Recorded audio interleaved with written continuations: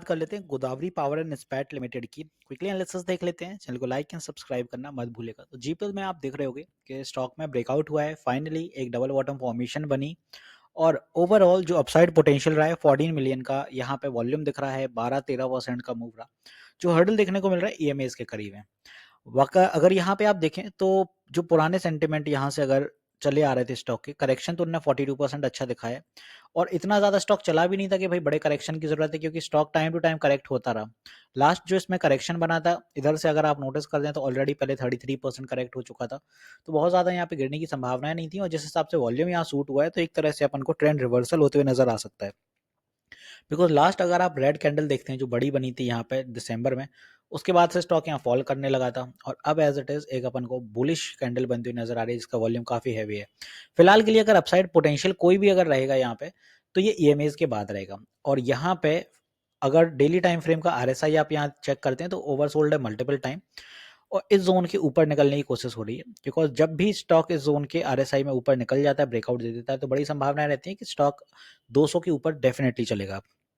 Weekly time frame भी देखें तो काफ़ी हद तक यहाँ पे अपन को करेक्टेड देखने को मिल रहा है और वीकली टाइम फ्रेम के अकॉर्डिंग भी अगर आप यहाँ पे जाते हैं तो जो मोमेंटम है वीकली टाइम फ्रेम पे आरएसआई का वो भी काफ़ी बेटर है। इधर भी अगर आप ट्रेंड लाइन बिल्ड करते हैं तो आपको ये आइडिया लग रहा है कि इधर पे वीकली टीएफआई ब्रेकआउट हुआ नहीं है बट नियर टर्म में ब्रेकआउट हो जाएगा। ईएमएस जैसे ही निकलेगा तो हो जाएगा।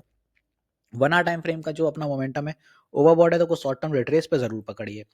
अब शॉर्ट टर्म रिट्रेस कितना रहेगा, क्योंकि अगर ब्रेकआउट हुआ है तो रीटेस्टिंग तो ज़रूर रहेगी और रीटेस्टिंग अगर स्टॉक में आती है तो यहाँ पे जो इमीडिएट सपोर्ट अपने सामने रहेगा वो रहेगा 175 का साइकोलॉजिकल लेवल।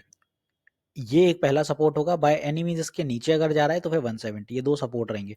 तो एज ऑफ ये अपने सपोर्टिव जोन है और अपसाइड में जो रेजिस्टिव जोन अपने रहने वाले हैं वो ऊपर 186 187 अगर सस्टेन करेगा तो इसके बाद कोई तेजी पकड़ेगा और फिर अपना जो बड़ा टारगेट है भाई यहाँ पे 200 का, तो ये अपना बड़ा रेजिस्टेंस है। 200 के बाद आपको यहाँ नोटिस करना है कि साइकोलॉजिकल लेवल के 5 पॉइंट बाद सेलिंग आती है तो 205 के बाद ही चल पाएगा स्टॉक, वरना नहीं चल पाएगा।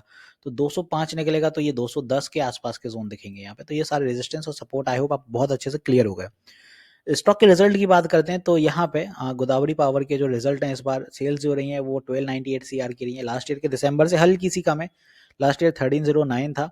नेट प्रॉफिट देखें तो इस बार 145 सीआर का रहा है जो कि लास्ट ईयर 229 था। तो ऑब्वियसली नेट प्रॉफिट में बीट डाउन रहा है। ईपीएस गिर के 2 रुपए के आसपास आया, लास्ट ईयर 3.37 था और वजह है कि एक्सपेंसेस राइज थोड़े से अपने ज़्यादा करते हुए नजर आए जिसकी वजह से ऑपरेटिंग प्रॉफिट कम हुआ है।